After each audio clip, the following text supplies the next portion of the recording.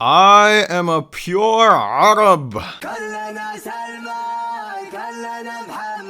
whereas you are an African with no value. Excuse me. Hi. Yeah, is there like a human resources guy we could talk to? Islam was made and revealed in Saudi Arabia and to the Saudis, and they are the most knowledgeable people on earth about it. On a factual point, you said that Islam was born in Saudi Arabia. Islam was born in 610 AD. Saudi Arabia was born in 1932 AD. So you were only 1,322 years off. Not bad? Not bad start there. What does this Ajam Shi'i guy know about Islam by bringing history, logic, and math to us pure Arabs? You are a mixture of the... What the heck is this, man? I don't even... What? Yeah, let me tell you something. If Abu Bakr, Umar, Uthman, and Ali, and Hassan and Hussein, and Khalid bin Walid, and Muawiyah bin Abi Sufyan, and Sa'ad bin Abi Waqqas, if they were alive today, all of them would be Saudi. All of them. Yes, and Abu Jahl would have bought VIP tickets to see Saudi playing in Miami this World Cup. In fact, what am I even saying? Abu Jahl was pure Arab. He would have had the best wasla. He wouldn't be sitting in the stands. Now look, this isn't a video of, oh, look how these Khaliji Arabs treat us. Yeah, victimhood, woohoo! Stick till the end. We'll call out much more than just Khaliji Arabs, because racism is an ummah-wide problem. Every group in the Muslim world has these mad, backward, low IQ nationalists. Bengalis, Sindhis, Albanians, Pashtuns, Amazigh, Kurdish, Black Pan-African nationalists, Kashmiri, Iranian, and Turkish nationalists who basically are murtad at this point, and many more. I haven't seen any Indonesian or Malay nationalists yet, so I'm hoping they don't exist. But I feel like I am completely wrong, and will be thoroughly disappointed if I go searching for them. But here's why I'm focusing more on this low IQ, dumb pre-Islamic tribalism. I don't have to deal with a Punjabi or an African nationalist if I don't want to. I can log off social media and will never even know of their existence. But Muslims have to go to Mecca and Medina. And over there, we are forced to not only see these jahils, but sometimes even be subject to these absolute low IQ buffoons. Obviously, I'm not talking about all Saudis, but some of the lowest IQs of their population will take staffing jobs in the airports or as officers patrolling the holy sites. Sir, did you fill out the 1170? I think I did. Did you fill out the 1170? I filled this out. That's the 1190. You're going to have to go stand in the blue line. Look, I was already in that line. Sir, don't get snippy with me. Well, I've been here all morning. That is not my prerogative, sir. I wait in one line. They send me to another line. You know They what? send me You back can always call to make an appointment. I try to call. I can't get through. The line's always busy. It's ridiculous. Go wait in the appointment line, then. I don't want to wait. I've got a job. I don't have all day. I can't say this. You're going to have to take that somewhere else. Hard. All right, you know what? I'm on break.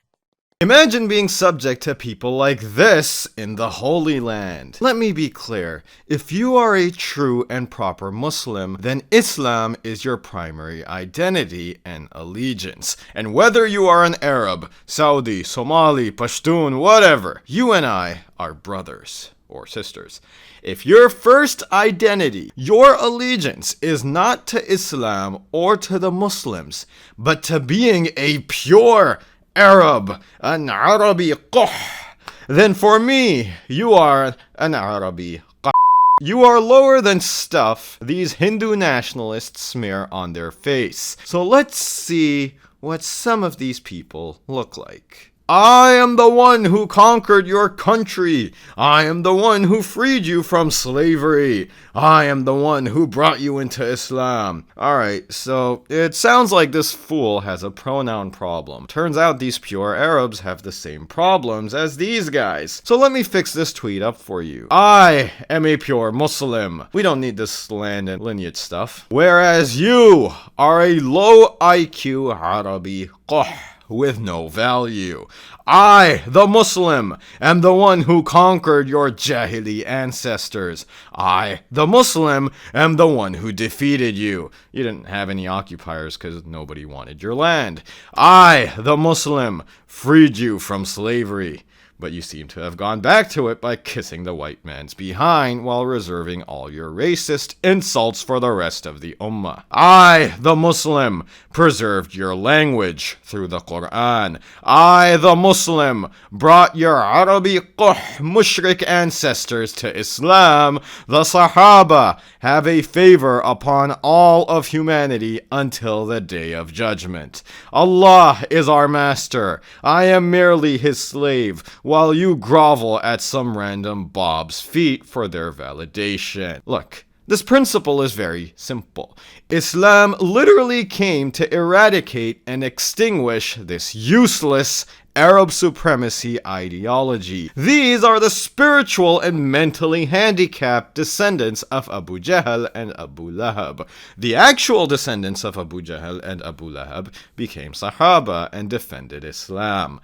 But fools like these want to go back to becoming the very backward people that Islam came to free them from. It's why Umar radiallahu anhu said, "We were the most humiliated people on earth and Allah gave us honor through Islam. If we seek honor through anything else, Allah will humiliate us again." Here's another angle to understand this. The Prophet ﷺ said in this hadith that Muslims have a greater right to Musa ﷺ than the Yahud. Why did the Prophet ﷺ say that?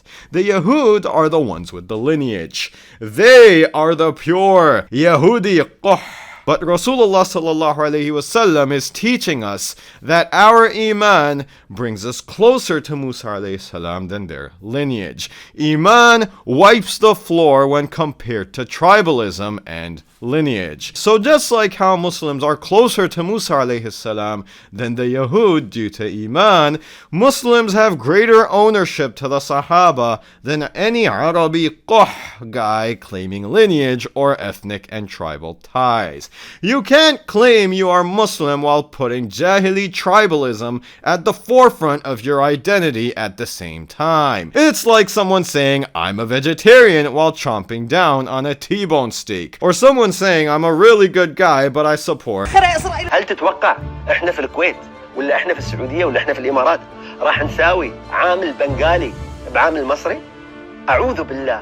هل راح نساوي عامل هندي بأخ من السودان ولا بمصر ولا من أي دولة عربية، إن كان مهندس إن كان دكتور إن كان ميكانيكي إن كان شو ما كان، إطلاقا ولا 1% لا يمكن. And you thought the Emiratis were against Sudan, huh? Why are you saying A'udhu Billah? How are you seeking Allah's protection when you're willingly in bed with Shaitan? So let me make something very clear to people like this guy. You know your Bengali or Indian worker in the Middle East? If they have even an ounce of righteousness, iman, and taqwa in them, they are already light years ahead of you. They will enter Jannah 500 years before you, if you're even going to enter Jannah at all. Because at your current trajectory, you are filth. You are trash. You are what happens when the desert heat fries all the good quality sperm of your ancestors.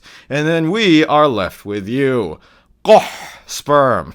And Allahu A'lam, if you sincerely repent, then Allah will determine your affairs. But if you die in the same low IQ state, this video will be the end of you. This video that you recorded can throw you straight to hell if Allah decides so. I don't even know, should I actually respond to this factually or just make fun of this guy's stupidity? I don't even know if he's a real guy, honestly. This is such a bot thing to say. Yes, love for Saudi Arabia is part of faith, and whoever hates it is a disbeliever and a son of... I don't even know what the heck he's saying.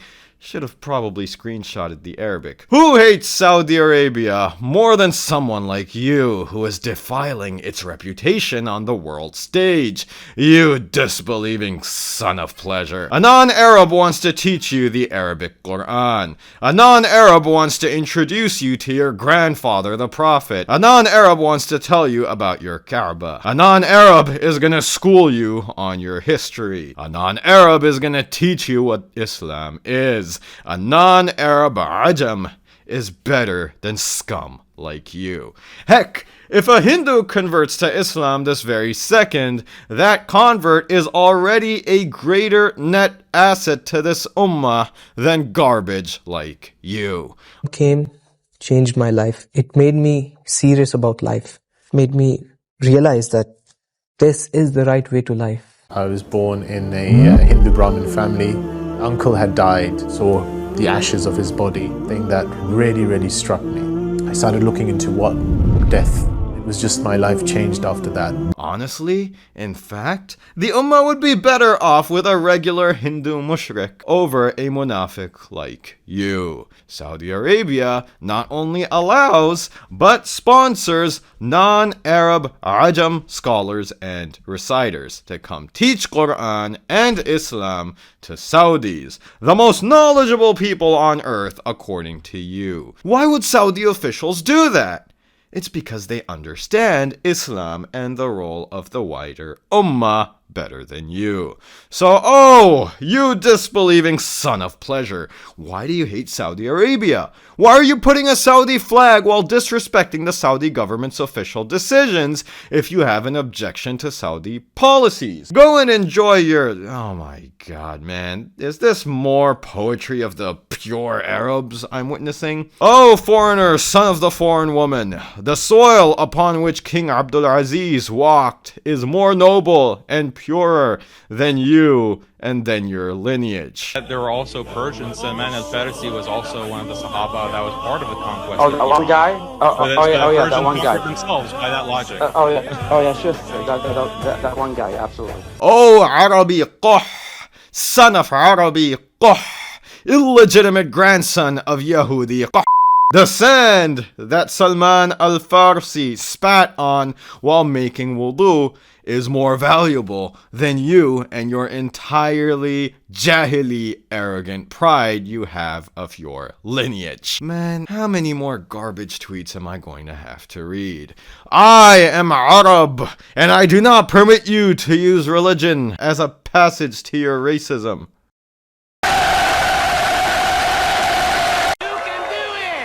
Never underestimate the power of a good comment. Even if you think nobody is reading, Allah is watching. Consider it a sadaqah jariyah. May Allah bless this brother. And never neglect the consequence of dumb comments you're posting online. You will see your results in Qiyamah.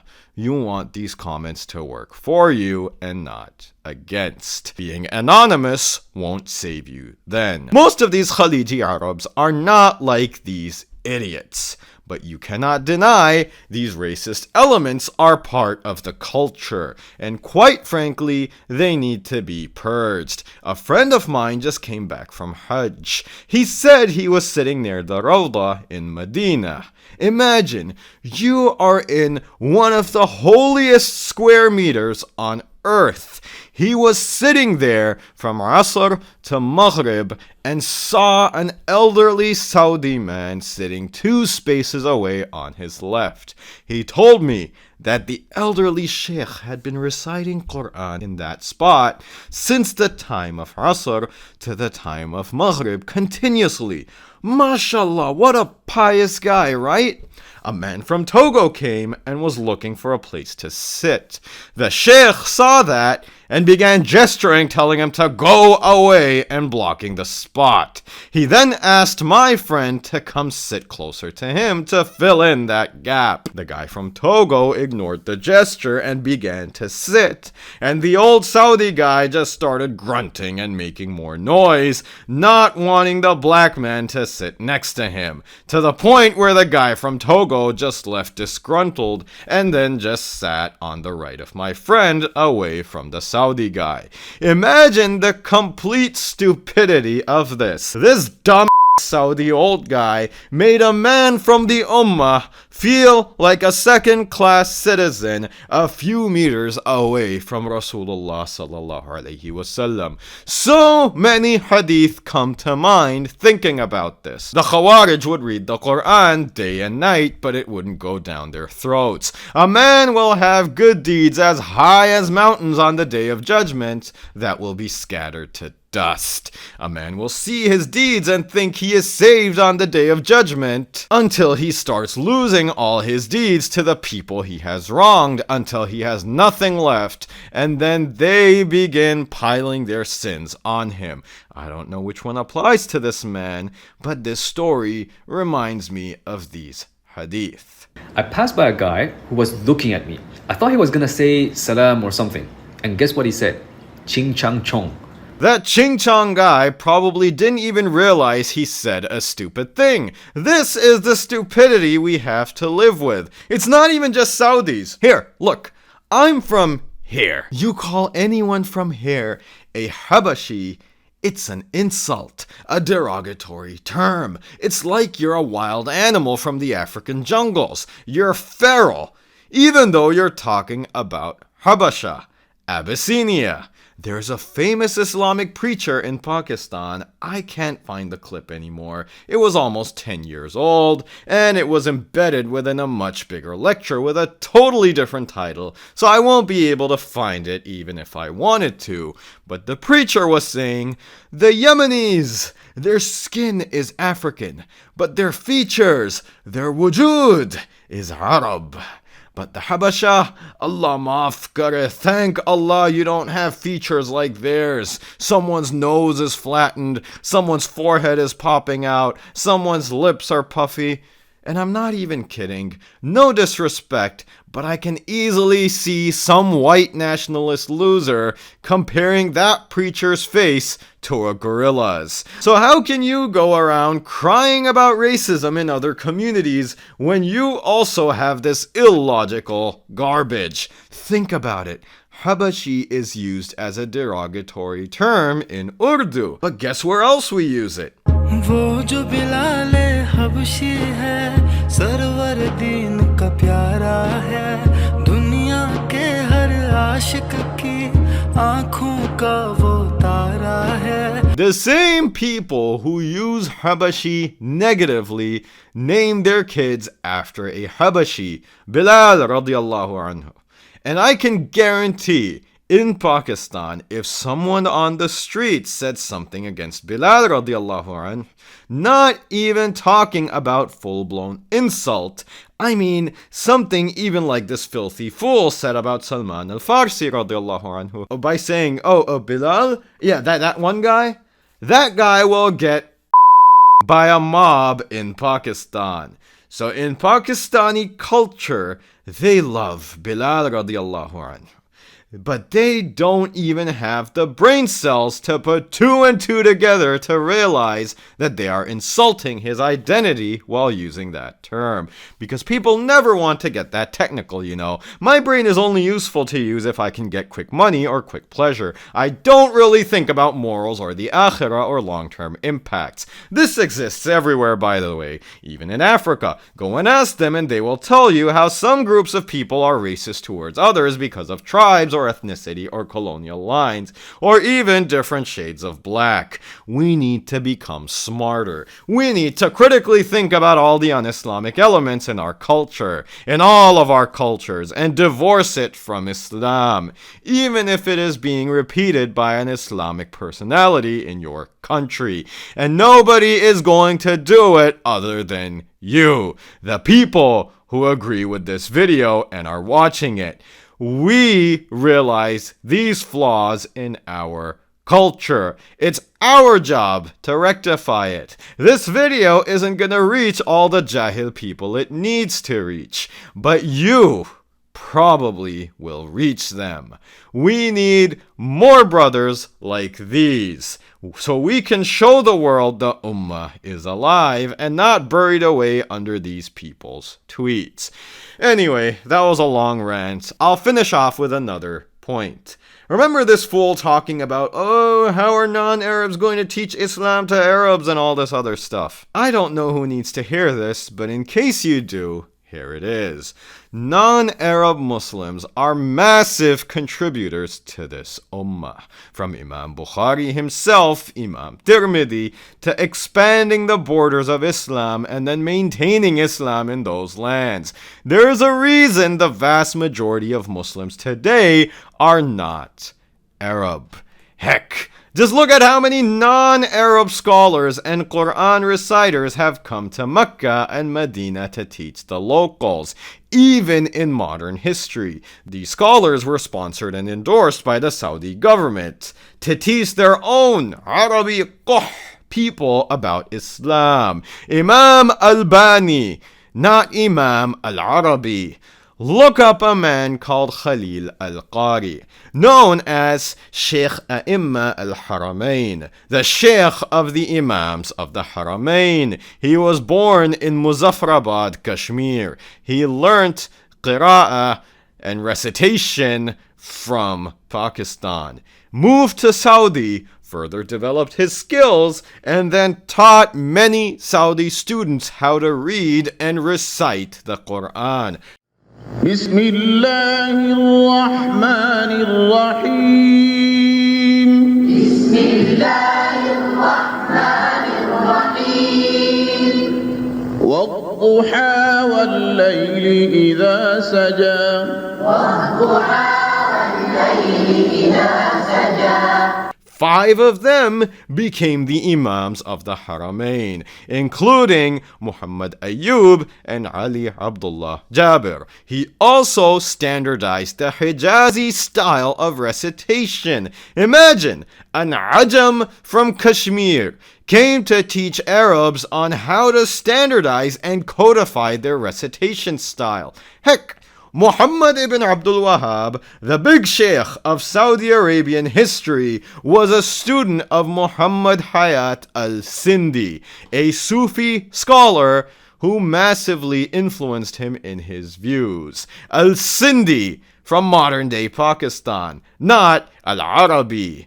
Whichever region you're from, I bet you have ulama from your countries teaching in Medina to Arabi students. Not that this is a measure of how useful non-Arabs are. Alright, we don't need to go teach Arabi people Islam to determine our worth. But it shows how Islamic education is beyond mere tribal or ethnic lines. It's an ummah-wide effort. Arabs native to Najd and Hijaz are not some upper caste members of the Muslim world, not in status or in knowledge. Ranks have to be acquired by piety, and only Allah will determine that. Knowledge is acquired through hard work, sincerity, ikhlas, etc. There's no wall put up because you belong to one part of the world and not the other. Again, this is all an ummah-wide effort. From Hijaz, Najd, Somalia, Mali, Indonesia, Bosnia, Nigeria, Bangladesh, etc., etc. And quite frankly, the ones beating the drums of filth, that is Arab tribalism and nationalism, have done the least amount of work for this ummah and came with the biggest baggage. They were the first enemies of Islam. Their mentality belongs in the gutter, so your feet do not even have to tread on them. Do not let them affect your iman. If you like this video, please like, share, and subscribe.